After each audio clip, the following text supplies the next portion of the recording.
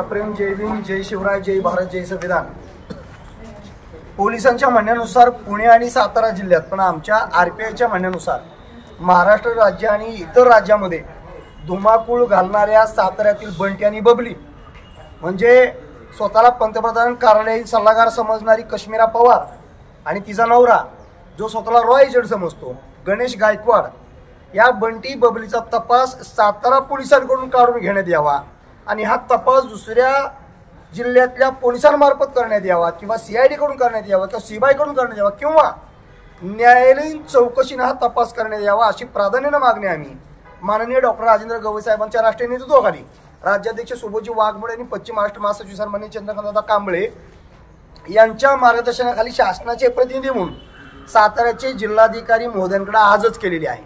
खरं म्हटलं तर सातारा पुण्यामध्ये बंटी बबलीवरती गुन्हा दाखल झाल्यानंतर दुसऱ्याच दिवशी आम्ही अर्ज दिला की 1 वर्षापासून सातारा पोलीस स्टेशनला तक्रार देणारे अर्ज पडून असताना सातारा पोलिसांनी गुन्हा दाखल करण्याची तसदी का घेतली नाही हा प्रश्न उपस्थित केला आणि त्या विरोधात आम्ही जिल्हाधिकारी कार्यालयाच्या बाहेर किंवा गृहमंत्र्यांच्या निवासस्थानाच्या बाहेर आंदोलनाची पवित्रा घेतल्यानंतर सातारा पोलिसांना अचानकच आकाशवाणी झाली आणि कश्मीरा पवार आणि गणेश गायकवाड जे 1 वर्षापासून त्यांना सापडत नव्हते आलिशान गाडीतून फिरत असताना ते लगेच सापडले आणि त्यांच्यावरती गुन्हा दाखल झाला।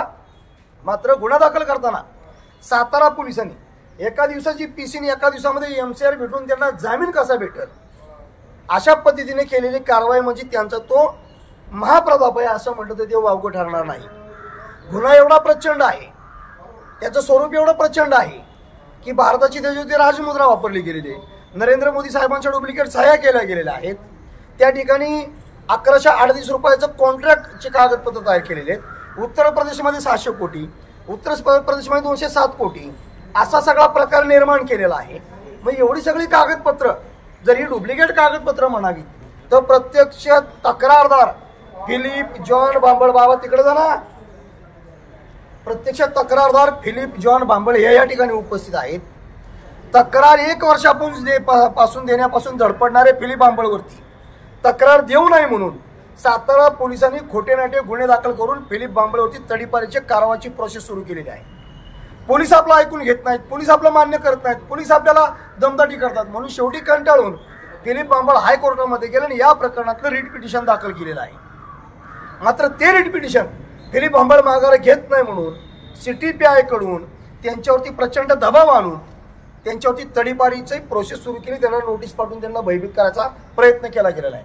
म्हणजे कश्मीरा पवार आणि गणेश गायकवाड यांना पाठीशी घालण्यासाठी सातारा पोलीस कुठल्या थराला जाऊ शकतात हे जनतेच्या लक्षात येत असं। म्हणजे आपण सातारा पोलिसांच्या पाठीमागे म्हणतो सदरक्षणाय खलनिग्रहाय, मात्र सातारा पोलीस खलरक्षणाय आणि सदनिग्रहाय अशाच परिस्थितीमध्ये आहे हे एकंदरीत वातावरण स्पष्ट होत आहे। इतकी भयानक परिस्थिती आहे। बरं दुसरी गोष्ट, कश्मीरा पवार ही पंतप्रधान कार्यालयीन सल्लागार आहे हे माहिती झाल्यानंतर 6 वर्षापूर्वी नॅशनल चॅनलला बातम्या आहेत, वर्तमानपत्राचे रकाने भरून बातम्या आहेत, मात्र त्याची साधी चौकशी करण्याची तसदी पोलिसांना घेऊशी वाटली नाही। आमच्या माहितीप्रमाणे आम्ही आजपर्यंत घेतलेल्या माहितीनुसार कश्मीरा पवार आणि गणेश गायकवाड यांचे परदेशात म्हणजे पाकिस्तानाशी किंवा दुबईशी थेट संबंध असण्याची शक्यता नाकारता येत नाही, कारण पेस्त्री जीवन जगणारे, आलिशान गाडीतून फिरणारे, हायफाय जीवन जगणारे यांचं दुबईशी किंवा पाकिस्तानाशी संबंध असावेत, यांनी पैसा परदेशात गुंतवलेला असावा, कारण जे लोक याच्यामध्ये गुंतले गेलेत ते सगळे 2 नंबरवाले, सगळ्यांचा काळा पैसा आहे, त्यामुळे तक्रार याला कोण धाजावत नाही आणि याच गोष्टीचा ॲडव्हान्टेज घेऊन या बंटी बबलीनं राज्यात आणि परराज्यात धुमाकूळ घातलेला आहे। मात्र या सगळ्या गंभीर प्रकरणाला सातारा पोलीस अगदी अदखलपात्र गुन्ह्याचं स्वरूप देऊन बंटी आणि बबलीला वाचवण्याचा केविलवाना प्रयत्न करतायत हे सूर्यप्रकाश इतकं स्वच्छ झालेलं आहे।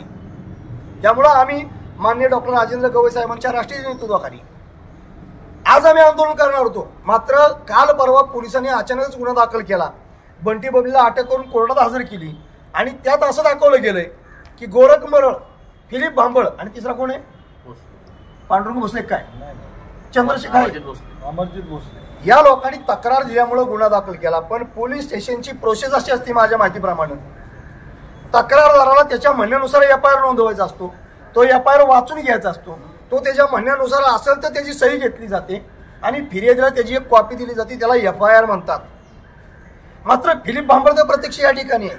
फिलिपचा कुठलाही FIR नोंदवून करून घेतलेला नाही, कुठल्याही ठिकाणी सही करून घेतलेली नाही, त्यांना फिर्यादीला कॉपी दिलेली नाही. बरं 3 तक्रारदार तक्रार देण्यास तयार असताना सगळ्यात महत्त्वाचा प्रश्न सातारा पोलिसांना, 3 तक्रारदार तक्रार देण्यास तयार असताना, तिन्ही तक्रारदार एनकेन प्रकारे पोलीस चौकीला येणं जाणं असताना, तिन्ही तक्रारदारांचे मोबाईल नंबर सातारा पोलिसांकडे उपलब्ध असताना, तिन्ही तक्रारदारांना डावलून सातारा पोलीस दलात काम करणारा एक दप्तरी राहुल गाडगे हा फिर्यादी होतो, याचं नेमकं गमत आम्हाला कळलेलं नाही. म्हणजे तक्रारदार तिघही तयार आहेत तक्रार द्यायला, त्यांची तक्रार घ्यायची नाही, मात्र पोलिसात कर्मचाऱ्यांना तक्रार करायचं, फिर्यादी करायचं. याच्यावरूनच हे सिद्ध होतं की सातारा पोलिसांना या बंटी आणि बबलीला वाचवायचं आहे. आणि या सगळ्या प्रकरणाच्या खोलाशी तत्कालीन सातारा शहर पोलीस चौकीचे वरिष्ठ पोलीस निरीक्षक भगवानराव निंबाळकर यांचा सिंहाचा वाटा आहे, हे जबाबदारीचं भान ठेवून सांगतो. आता पोलीस खात्याची आबरू जायला नको म्हणून मग सातारा पोलिसांचं हे सगळं चाललंय का, झाकरी टाकायचं असंच म्हणावं लागेल. कारण जी कश्मीरा पवार स्वतःला पंतप्रधान कार्यालयीन सल्लागार म्हणते, तिचं घराणं काय आडमुठ नाहीये, अशिक्षित नाही. माझ्या माहितीप्रमाणे कश्मीरा पवारची आई रयत शिक्षण संस्थेमध्ये प्राध्यापक प्राचार्य पदावर आहे. कश्मीरा पवारचा बाप संदीप पवार हा पाणी पुरवठा विभागामध्ये कर्मचारी म्हणून काम करतो. म्हणजे अगदी हायफाय नाही, मध्यमवर्गीय घराणं, मात्र तरीही सुशिक्षित घराणं.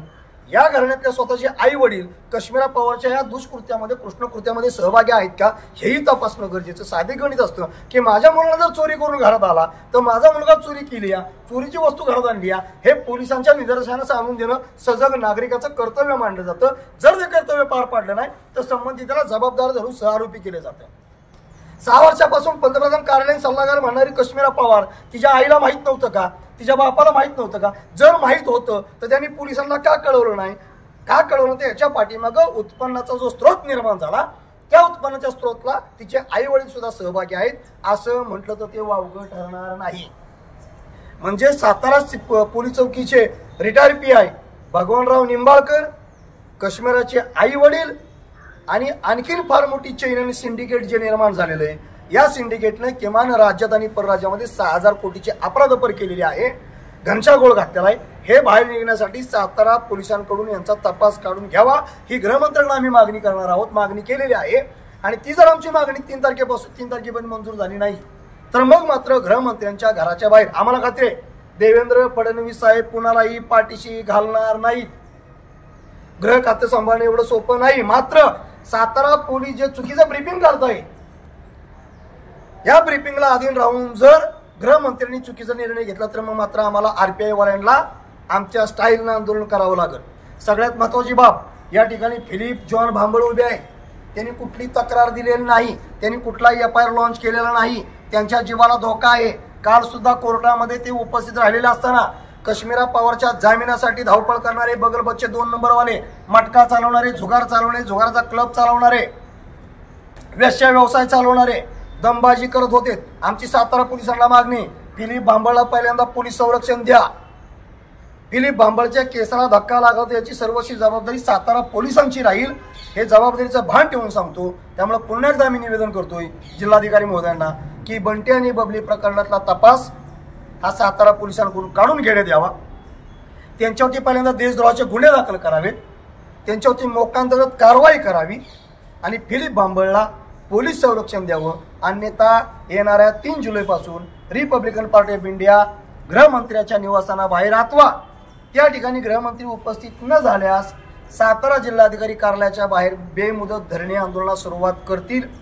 तदनंतरच्या होणाऱ्या परिणामाने नुकसानाची किंवा कायदा सुव्यवस्थेचा प्रश्न निर्माण झाल्यास त्याची सर्वस्वी जबाबदारी ही जिल्हा पोलीस प्रमुख म्हणून समीर शेख साहेबांची राहील. तत्पूर्वीच यदा कदाचित फिलिप भांबळे एखाद्या मोठ्या खोट्या गुन्ह्यामध्ये अडकवून जेलमध्ये टाकण्याची शक्यता नाकारता येत नाही. नव्हे, या प्रकरणामध्ये RPIचा सातारा जिल्हाध्यक्ष लीड करतोय म्हणून माझ्यासारख्यावरती खोटा नोटा गंभीर स्वरूपाचा गुन्हा दाखल करून जेलमध्ये टाकून सदर प्रकरण दडपण्याची शक्यता नाकारता येत नाही.